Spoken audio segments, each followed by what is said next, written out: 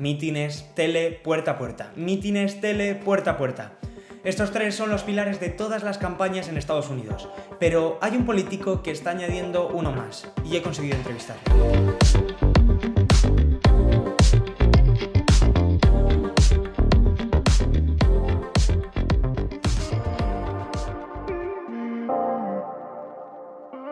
Well, it wasn't planned. It wasn't part of the campaign. Honestly, I have a good team, and they work on my messaging for Twitter, Facebook, and Instagram, and even LinkedIn. So I had nothing to do. And so I took on TikTok as my own hobby. Este es Ken Russell, comisionado de la ciudad de Miami y candidato a la primaria demócrata para luchar por ser el próximo representante del Distrito 27 de Florida. Él es consciente de que los jóvenes se sienten algo ignorados por los políticos. There's many reasons that Gen Z does not feel heard by politics in America. They're of a generation that has only seen the last few presidents, and we're in a very hyper-partisan world, very extreme political views, where the majority of people really care about each other, and I wouldn't say they're centrist, but they don't subscribe to the most extremes. But that's where all the political rhetoric is now. So they don't feel heard. And most of all, they don't see any action happening within the federal government. They see very little actual legislation happening that benefits them. So they feel disenfranchised.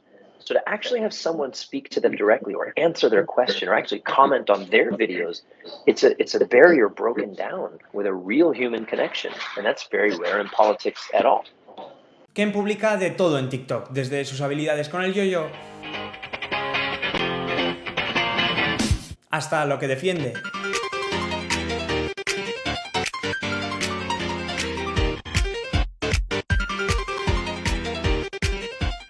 Pasando por recordar a sus seguidores las fechas para votar.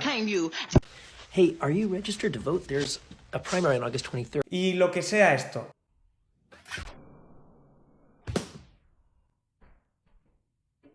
Que sinceramente no tengo muy claro lo que es, pero mola. Sus publicaciones no son las que normalmente verías en el perfil de un político, a diferencia del de Annette Taddeo, su rival en las primarias el próximo 23 de agosto, que también cuenta con TikTok, pero el suyo no está funcionando tan bien. ¿A qué cree que se debe esto? So you can tell the difference when someone is using their TikTok personally or whether there's a staff that's running it. So if you look at her TikToks, they're the classic political advertising. It's a bit, and this isn't to say negative about her, but it's just general political communication is very robotic. Is I am your representative. Here is what I believe. Here is why you should vote for me. Right? And we're in a different world now, especially with social media. So if a creator or an elected or a politician or a candidate is willing to use TikTok, they should do it themselves, even for the mistakes, even for the worst case scenario. And that's what they're afraid of. That's why they don't do it. Eso sí, a pesar de tener más seguidores en TikTok, él no es el favorito para ganar la carrera. If you were only on TikTok, you would think I'm the front runner, right? Yeah. But the reality is not that. And my TikTok followers don't realize that. They don't realize that there's this entire political and advertising machine that predominantly determines our elected officials. So we're going against that, and it's a real experiment. Lo que sucede también es que TikTok es considerada un peligro para la nación por parte de algunos políticos en Washington. En algunas ocasiones ha criticado a aquellos políticos que quieren prohibir la red social. Pero, ¿acaso es TikTok una amenaza para el país? No, I see it as a threat to the establishment. This is democratizing our communications. I have not spent $1 on TikTok since I got on the platform. So, and I don't have it. I don't have the 400,000 followers because I'm somebody special. I did it through creativity, through connectivity, through authenticity, and anyone can do that. So we're now saying you don't need to spend $40,000 to make one TV ad and then spend another $40,000 to get it on for 2 weeks. You can have your phone and a free account, and you can talk with the world, and you can run for office, and you can get elected.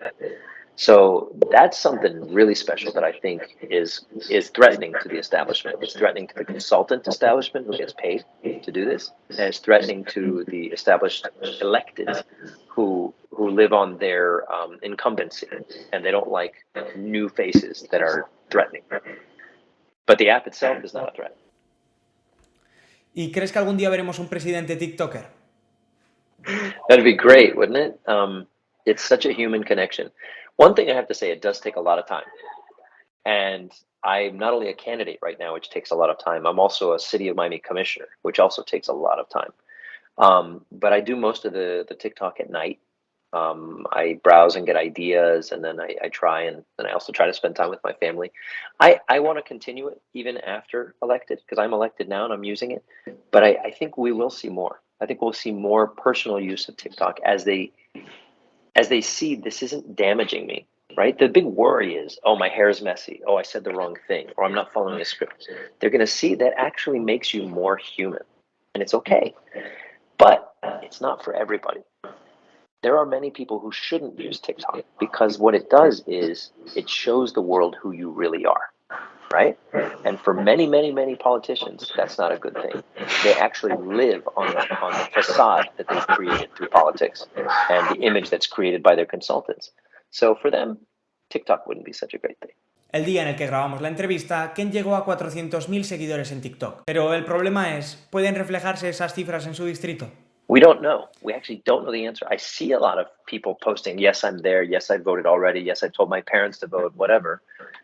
But we don't know. Y la cuestión es, ¿ha cambiado algo TikTok? When I leave my house, I get stopped now more than I ever have. And I've been in politics now 7 years, but I've never been recognized like I am now, especially by Gen Z. If I go to the movies, if I go out to dinner, it's usually the teenager or the 20-year-old in the family that stops the family and goes, That's TikTok. That's TikTok. You're Ken. ¿Y ha tenido algún efecto real? We are watching the returns. We're watching early voting, which started today, and we're watching absentee ballots, the mail-in ballots, which were sent out a while ago. And we are seeing a lot of returns from younger voters, first-time voters. Maybe they're being affected by this. We'll see. We really don't know. Habrá que esperar al 23 para descubrirlo. Lo que sí que saben es que el proyecto de Ken está ilusionando a miles de personas en TikTok. And if I don't make it, which could easily happen because I am the underdog, it's a lot of people will be very surprised, and I don't want to use the word let down, but a lot of people are emotionally invested in this race. They really want to see someone who they reflect and they relate to make it, and I'm not supposed to make it. The machine is telling me not to make it.